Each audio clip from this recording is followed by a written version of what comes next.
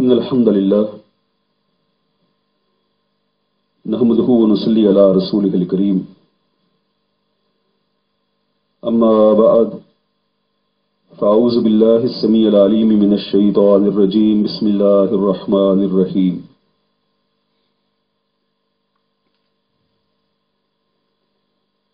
وعن أبي هريرة رضي الله عنه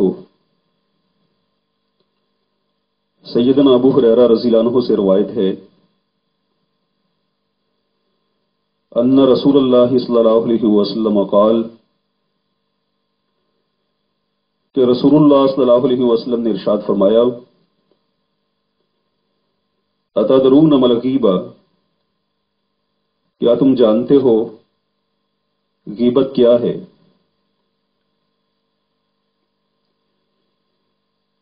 قالوا، انہوں نے کہا یا صحابہ نے کہا اللہ و رسولہ اعلم، اللہ اور اس کے رسول ہی بہتر جانتے ہیں۔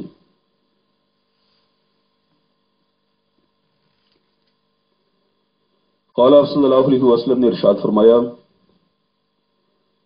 ذکروں کا اخا کا، تیرا ذکر کرنا اپنے بھائی کا، بما یکرہ، اس چیز کے ساتھ جسے وہ ناپسند کرتا ہے۔ قال، کہا یعنی کسی نے پوچھا، افرأیت، تو آپ کا کیا خیال ہے، ان کانا، اگر ہو، فی اخی، میرے بھائی میں، ما اقول، جو میں کہتا ہوں، تو آپ کا کیا خیال ہے اگر وہ میرے بھائی میں ہو جو میں کہتا ہوں؟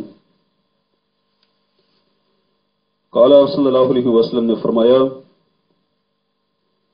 ان کان فیہ، اگر وہ اس میں ہو، ما تقول، جو تو کہتا ہے، فقد اغتبتہ، تو تحقیق تو نے اس کی غیبت کی۔ وَإِن لَّمْ يَكُن فِيهِ، اور اگر وہ نہ ہو اس میں،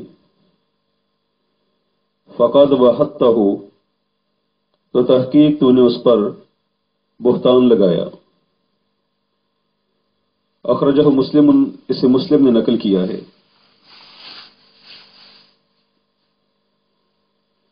وعن ابی ہریرہ رضی اللہ عنہ، سیدنا ابو ہریرہ رضی اللہ عنہ سے روایت ہے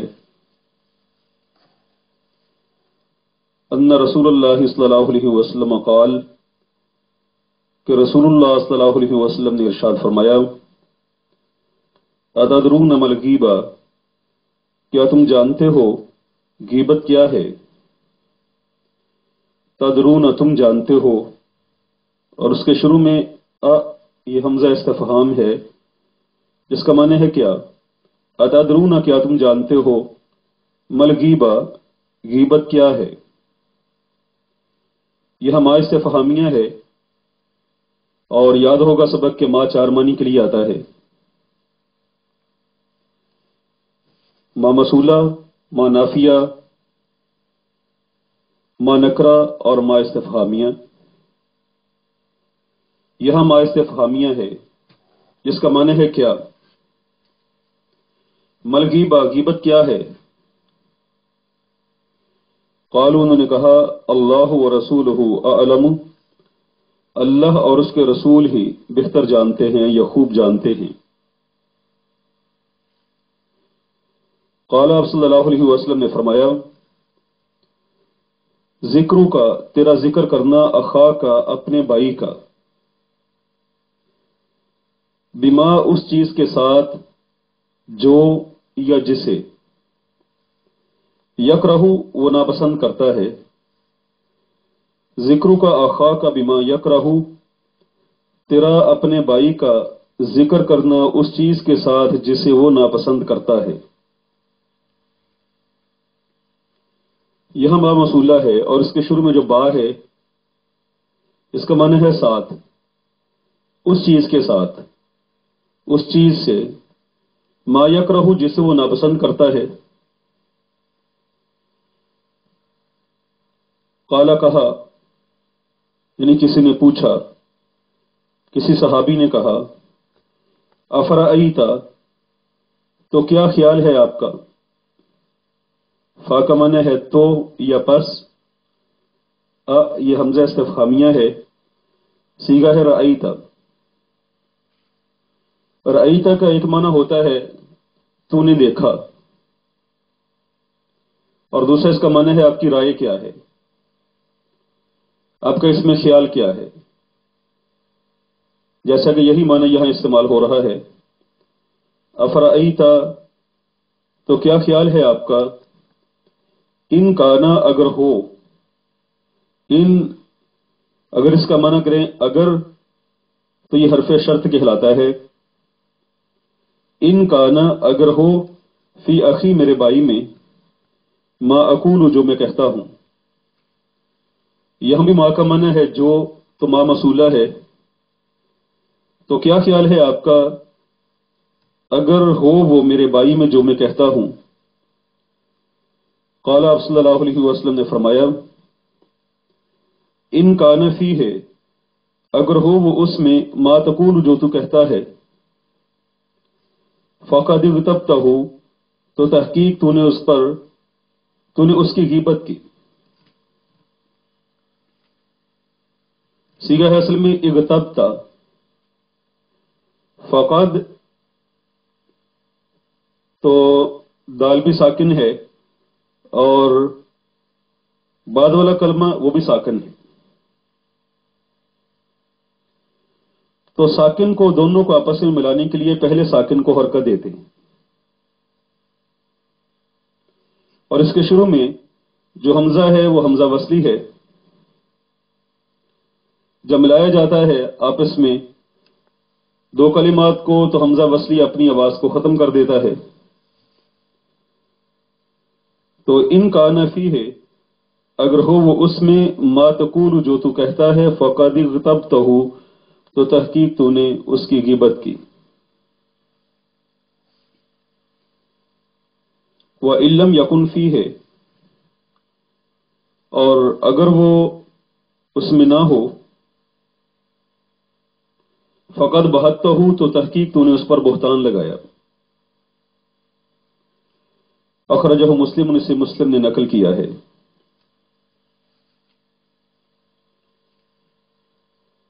سبق کے اعتبار سے آج کی حدیث بہت اہم ہے، اس میں بہت بڑا سبق ہے۔ جیسے کل کے سبق میں ہم نے پڑھا تھا کہ غصہ نہیں کرنا،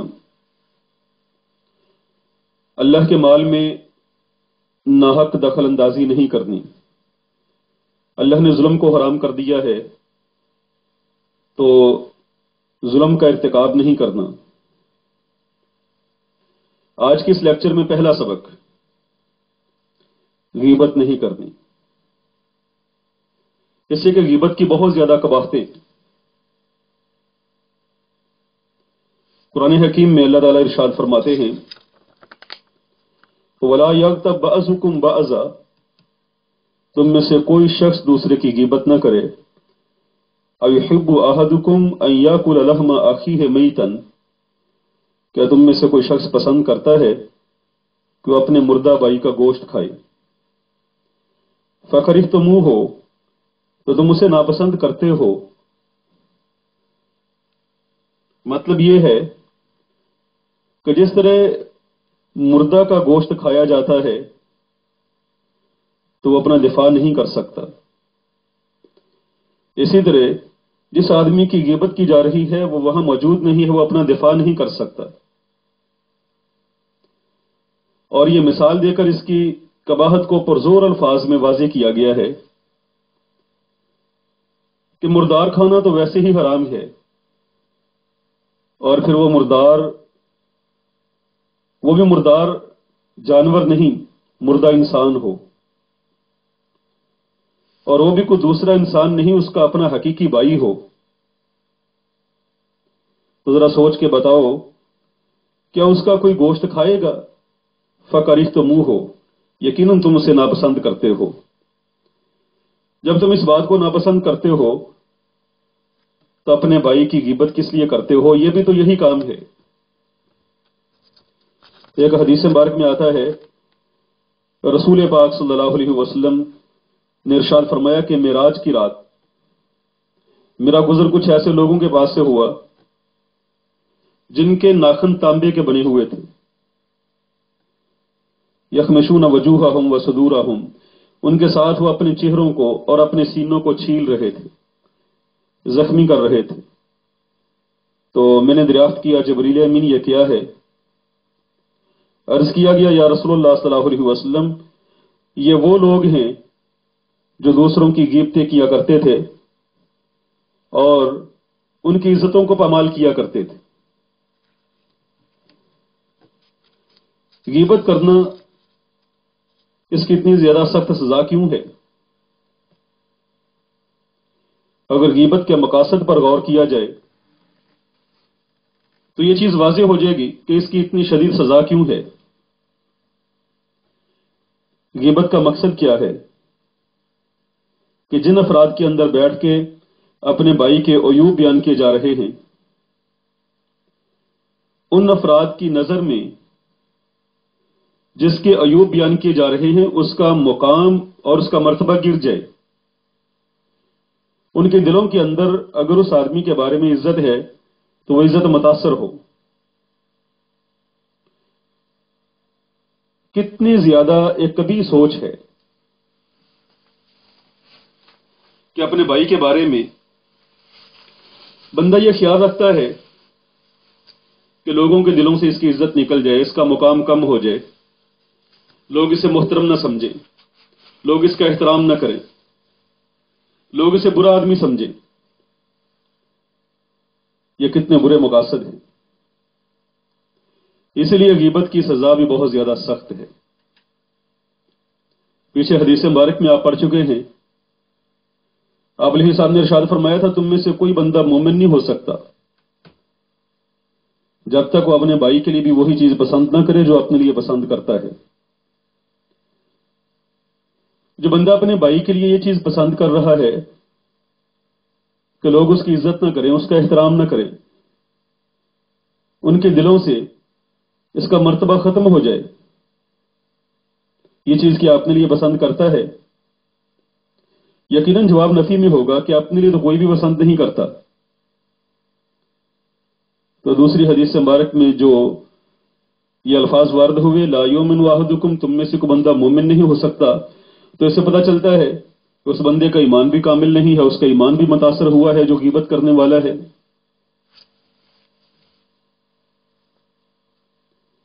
غیبت اور چغلی میں فرق ہے۔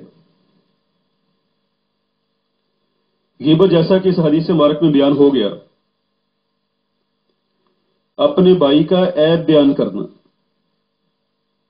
اپنے بھائی کے بارے میں وہ بات بیان کرنا جو اس کے سامنے اگر کی جائے تو وہ اس کو ناپسند کرے۔ جبکہ چغلی کے اندر یہ چیز بھی ہو سکتی ہے، اس سے ہٹ کے دوسری چیزیں بھی ہو سکتی ہیں۔ چغلی میں یہ ہوتا ہے کہ لگائی بجائی کرنا، ادھر کی بات ادھر اور ادھر کی ادھر، اس میں عیب بھی ہو سکتا ہے اور بغیر عیب کی بات بھی ہو سکتی ہے۔ اس مجلس کی باتیں اٹھا کے دوسری مجلس میں بیان کر دینا۔ صحیح بخاری کی ایک حدیث میں آتا ہے، رسول اللہ صلی اللہ علیہ وسلم دو قبروں کے پاس سے گزرے، آپ علیہ الصلوۃ والسلام نے ارشاد فرمایا تھا ان قبر والوں کو عذاب ہو رہا ہے، اور پھر فرمایا کہ عذاب کس وجہ سے ہو رہا ہے؟ ان میں سے ایک آدمی پیشاب کرتے ہوئے پیشاب کے چھینٹوں سے نہیں بچتا تھا یا پردہ نہیں کرتا تھا، اور دوسرا آدمی یمشی بن نمیمہ، وہ چغل خوری میں دوڑ دھوپ کرتا تھا، چغل خور تھا۔ پیچھے حدیث میں گزرا ہے لا يدخل الجنت قطات، تو چغل خور آدمی کے لیے اتنی زیادہ شدید سزا ہے کہ قبر سے اس کا آغاز ہو رہا ہے، اور ارشاد ہوتا ہے کہ وہ جنت میں بھی داخل نہیں ہوگا۔ تو غیبت اور چغلی دونوں انتہائی بری عادات ہیں، اور اس حدیث مبارک سے بھی پتہ چلتا ہے کہ غیبت اور بہتان میں بھی فرق ہے۔ غیبت کیا ہے؟ وہ عیب، وہ بری بات جو میرے بھائی کے اندر پائی جاتی ہے، اسے میں دوسروں تک بیان کرتا ہوں۔ اور بہتان کیا ہے؟ کہ وہ عیب جو میرے بھائی میں ہے بھی نہیں، اپنی طرف سے گھڑ کے اس کی طرف اس کو منسوب کر دیا ہے، اور بعض دفعہ اس کی بنیاد ہی غلط فہمی پر ہوتی ہے۔ جو غلط فہمی پیدا ہو گئی، اسی پر اس کو متہم قرار دے دیا۔ حدیث مبارک میں آتا ہے، صحیح بخاری کی روایت ہے کہ نبی علیہ الصلوۃ والسلام اعتکاف کے دنوں میں صبح کے وقت اپنی بیوی سیدہ صفیہ بنت حیی رضی اللہ تعالیٰ عنہ ان کو مسجد سے حجرہ مبارک کے دروازے تک چھوڑنے کے لیے آئے۔ جیسے مسجد کے دروازے تک پہنچے تو دو انصاری صحابی انہوں نے آپ صلی اللہ علیہ وسلم کو دیکھا، تو دیکھا کہ آپ علیہ الصلوۃ والسلام اپنی بیوی کے پاس ہیں، تو وہاں سے جلدی سے چل پڑے۔ آپ علیہ الصلوۃ والسلام نے آواز دی، الا رسلکما، ذرا ٹھہرو، واپس آؤ۔ آپ علیہ السلام نے ارشاد فرمایا، یہ میری بیوی ہے، اب جاؤ۔ وہ دونوں صحابی، ان پر یہ بات گراں محسوس ہوئی۔ آپ علیہ الصلوۃ والسلام نے فرمایا کہ بھائی، شیطان انسان کے جسم میں ایسے دورہ کرتا ہے جیسے خون انسانی جسم میں دورہ کرتا ہے۔ کوئی بعید نہیں تھا تم یہاں سے دور جاتے اور تمہارے دل میں وہ یہ خیال ڈال دیتا، پتہ نہیں محمد صلی اللہ علیہ وسلم کس عورت کے پاس کھڑے ہیں۔ نبی علیہ الصلوۃ والسلام نے فوری طور پر اس دروازے کو بند کر دیا جہاں سے غلط فہمی پیدا ہو سکتی تھی۔ اس سے ایک سبق یہ بھی نکلتا ہے، غلط فہمی کی بنیاد پر کسی پر عیب نہیں لگا دینا چاہیے۔ تو معمولی سی کسی کے بارے میں غلط فہمی ہوئی، حالانکہ اس کی بنیاد بھی کوئی نہیں ہوتی، اسی کو آگے چلاتے چلاتے دوسرے پر ایک بڑا بہتان گڑھ کے لگا دینا۔ ہمارے معاشرہ کے اندر یہ چیز بڑی رائج ہو گئی۔ نبی علیہ الصلوۃ والسلام نے ارشاد فرمایا، اگر تو وہ عیب اس میں پایا جاتا ہے، بیان کرتا ہے، تو غیبت ہے۔ اگر عیب ہے ہی نہیں اور اس پر چسپاں کرتا ہے تو وہ بہتان ہے۔ اور اس حدیث مبارک میں تدریس کا بھی ایک اصول بیان ہوا ہے، طلبہ کو متوجہ کرنے کے لیے، اپنی طرف ان کی توجہ کو مبذول کروانے کے لیے۔ آپ علیہ الصلوۃ والسلام ویسے بھی بیان کر سکتے تھے کہ غیبت یہ ہے کہ آدمی اپنے بھائی کا ذکر کرتا ہے اس چیز کے ساتھ جسے وہ ناپسند کرتا ہے۔ آپ نے یہ بیان کرنے سے پہلے صحابہ کرام کو مخاطب کیا، اتدرون، کیا تم جانتے ہو ملغیبہ، غیبت کیا ہے؟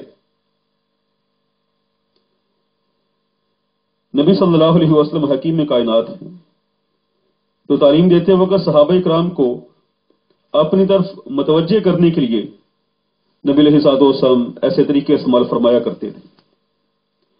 صحیح بخاری کی حدیث میں آتا ہے، حضرت ابو سعید بن معلہ رضی اللہ عنہ بیان فرماتے ہیں کہ آپ علیہ السلام نے مجھے ارشاد فرمایا، ابو سعید، میں مسجد سے نکلنے سے پہلے پہلے تمہیں قرآن کی سب سے بڑی سورت بتاؤں گا۔ آپ علیہ الصلوۃ والسلام اس وقت بھی بیان کر سکتے تھے، اس کو مشروط کر دیا کہ جب میں مسجد سے نکلنے لگوں گا تاکہ اس سورت کی عظمت دل میں بیٹھ جائے، صحابی مکمل طور پر اس کے لیے متوجہ ہو جائے۔ اور جب آپ صلی اللہ علیہ وسلم مسجد سے نکلنے لگے تو فوری اس صحابی نے ہاتھ پکڑ کر آپ علیہ الصلوۃ والسلام کو وعدہ یاد دلایا، تو آپ صلی اللہ علیہ وسلم نے ارشاد فرمایا، وہ سورہ فاتحہ ہے۔ ایک حدیث مبارک میں آتا ہے، سنن نسائی کی روایت ہے، نبی علیہ الصلوۃ والسلام نے سیدنا معاذ رضی اللہ عنہ سے فرمایا، اے معاذ مجھے تم سے محبت ہے۔ یہ تعلق بتانے کے بعد آپ نے فرمایا کسی نماز کے بعد یہ دعا مت چھوڑنا، رب اعنی علی ذکری کا و شکری کا و حسن عبادتی کا۔ یعنی صحابہ کرام کو، اپنے طلبہ کو اپنی طرف متوجہ کرنے کے لیے، ان کی توجہ کو اپنی طرف مبذول کروانے کے لیے آپ علیہ الصلوۃ والسلام یہ ایسے طریقے استعمال فرمایا کرتے۔ تو حدیث کے اندر تدریس کے اصول بھی بیان ہوئے ہیں، تدریس بھی ہے اور تدریس کے اصول بھی ہیں۔ آئیے اگلی حدیث پڑھتے ہیں۔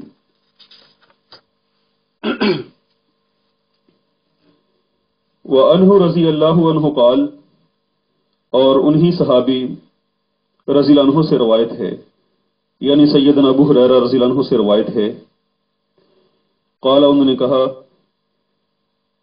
قال رسول اللہ صلی اللہ علیہ وسلم، رسول اللہ صلی اللہ علیہ وسلم نے ارشاد فرمایا، لا تحاسدوا، تم ایک دوسرے سے حسد نہ کرو، ولا تناجشوا، اور تم جھوٹی بولی نہ بڑھاؤ۔ دوسرا اس کا معنی ہے خریدنے کی نیت کے بغیر بولی نہ لگاؤ۔ ولا تباغضوا، اور ایک دوسرے سے بغض نہ رکھو۔ ولا تدابروا، اور ایک دوسرے سے پشت نہ پھیرو۔ ولا یبیع بعضکم علی بیع بعض، اور نہ بیع کرے تم میں سے کوئی کسی کی بیع پر۔ بیع کہتے ہیں خرید و فروخت کو، سودے کو۔ یہ معنی بھی ہو سکتا ہے آسان کرنے کے اعتبار سے، ولا یبیع بعضکم علی بیع بعض، نہ سودا کرے تم میں سے کوئی کسی کے سودا پر۔ وَكُونُوا عِبَادَ اللَّهِ إِخْوَانًا، اور ہو جاؤ اللہ کے بندو بائی بائی۔ المسلم اخو المسلم، مسلمان مسلمان کا بائی ہے۔ لا یظلمہ، وہ اس پر ظلم نہیں کرتا۔ ولا یخذلہ، اور وہ اسے بے یار و مددگار نہیں چھوڑتا۔ ولا یحقرہ، اور اسے حقیر نہیں جانتا۔ التقوی ہاہنا، تقوی یہاں ہے۔ ویشیر الی صدرہ ثلاث مرات، ویشیر، اور آپ صلی اللہ علیہ وسلم اشارہ کرنے لگے، الی صدرہ، اپنے سینے کی طرف، ثلاث مرات، 3 دفعہ۔ بحسب امرئ، کافی ہے آدمی کے لیے، من الشر، شر سے، آدمی کے برا ہونے کے لیے یہی کافی ہے، ان یحقر اخاہ المسلم، کہ وہ حقیر جانے اپنے مسلمان بھائی کو۔ کل المسلم، مسلمان کی تمام چیزیں، علی المسلم، مسلمان پر، حرام، حرام ہیں۔ دمہ، اس کا خون، و مالہ، اور اس کا مال، و عرضہ، اور اس کی عزت۔ اخرجہ مسلم، اسے مسلم نے نقل کیا ہے۔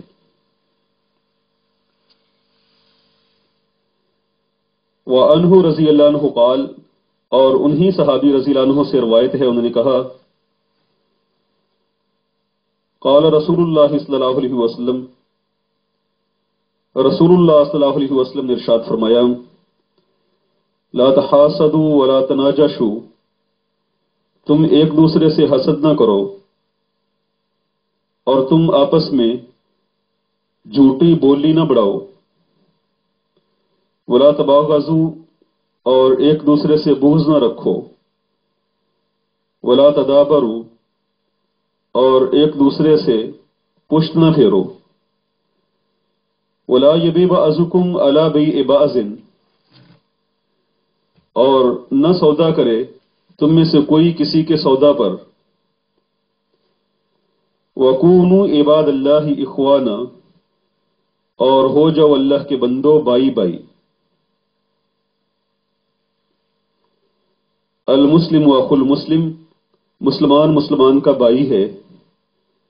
لا یظلمہ، وہ اس پر ظلم نہیں کرتا. ولا یخذلہ، اور وہ اسے بے یار و مددگار نہیں چھوڑتا. ولا یحقرہ، اور وہ اسے حقیر نہیں جانتا. التقوی ہاہنا، تقوی یہاں ہے. ویشیر الی صدرہ ثلاث مرات، اور آپ صلی اللہ علیہ وسلم اپنے سینے کی طرف 3 دفعہ اشارہ فرماتے تھے. اور اس کا ماضی میں ترجمہ بھی ہو سکتا ہے سیاق و سباق کو مد نظر رکھتے ہوئے. اور آپ صلی اللہ علیہ وسلم نے 3 دفعہ اپنے سینے کی طرف اشارہ کیا. بحسب امرئ من الشر، آدمی کے برا ہونے کے لیے اتنا ہی کافی ہے ان یحقر اخاہ المسلم، کہ وہ اپنے مسلمان بھائی کو حقیر جانے. کل المسلم علی المسلم حرام، مسلمان کی تمام چیزیں مسلمان پر حرام ہیں. دمہ، اس کا خون، و مالہ، اور اس کا مال، و عرضہ، اور اس کی عزت.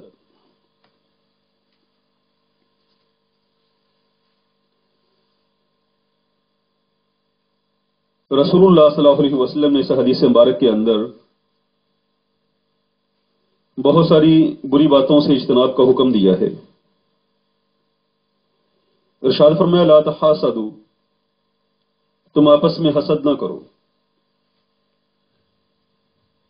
حسد کے بارے میں بڑی تفصیل سے پیچھے سبق گزر چکا ہے. حسد ایک بہت بری بیماری ہے جو بندے کو ہمیشہ پریشان رکھتی ہے. لا تحاسدوا، یہ باب تفاعل سے ہے. 2 شخصوں کے درمیان حسد، یعنی ایک دوسرے پر حسد مت کرو. اور اس طرح کوئی تم سے حسد کرتا ہے تو جواباً تم مجھ سے حسد نہ کرو، یا جواباً تم کوئی کاروائی نہ کرو. ولا تناجشوا، تناجش لغت میں نجش کا معنی ہے شکار. شکار کو اس کی جگہ سے اٹھانا اور وہاں سے نکال دینا تاکہ پھر اسے گھما پھرا کے دھوکہ ملا کے اس کو شکار کیا جا سکے. اور یہاں بھی در حقیقت تناجش کے اندر ایک دھوکہ دیا جاتا ہے. وہ کیا؟ جھوٹی بولی بڑھانا. اب لوگوں نے منڈیوں میں دیکھا ہوگا کہ جب کوئی سامان فروخت ہونے کے لیے آتا ہے اس کی بولی لگتی ہے. ایک آدمی کہتا ہے 1000 روپیہ، دوسرا کہتا ہے 1100، ادھر سے 1200، ادھر سے 1300. اور بعض دفعہ ایسا ہوتا ہے کہ بولی لگانے والے لوگ انہوں نے بیچ میں اپنے ہی بندے چھوڑے ہوتے ہیں. خریدنا نہیں ہے لیکن دوسرے کو جذباتی کر دینا. اگر ادھر سے کسی نے 1200 ریٹ لگا دیا ہے اور دوسرے نے خریدنا کوئی نہیں، لیکن وہ کہتا ہے 1400، اب ادھر والا وہ اور بولی بڑھائے گا. بغیر خریدنے کی نیت سے اس طرح سے ریٹ کو بڑھا دینا تاکہ اپنے بھائی کا شکار کیا جا سکے. اس میں دنیا کی ایک مفاد پرستی پائی جاتی ہے، دھوکہ پایا جاتا ہے، مال کی ہرس اور ہوس پائی جاتی ہے. اس میں نفس کی شرارت ہے. اس سے نبی صلی اللہ علیہ وسلم نے اس سے روکا ہے. فرمایا ولا تباغضوا، اور تم ایک دوسرے سے بغض نہ کرو، دشمنی نہ رکھو. تمہاری آپس میں محبت ہونی چاہیے. یعنی تم آپس میں ایک دوسرے سے بغض نہ رکھو. اگر کوئی تم سے بغض رکھتا ہے تو مقابلہ میں تم اس سے بغض نہ رکھو، اس لیے کہ بغض میں دلی عداوت پائی جاتی ہے. عداوت کے اندر ایک دشمنی ہے. اور یہی دشمنی معاشرہ کے لیے بگاڑ کا باعث ہے۔ وقت ختم ہو گیا، چونکہ آج کچھ اور باتیں بھی کرنی، تو یہیں سے انشاءاللہ میں دوبارہ شرح کروں گا۔ حدیث مبارک کا ترجمہ اچھی طرح سے آپ یاد کر لیجئے گا، اور جتنی شرح رہتی ہے یہ کل کے سبق میں انشاءاللہ ہوگی۔ سبحان ربک رب العزت عما یصفون وسلام علی المرسلین والحمد للہ رب العالمین۔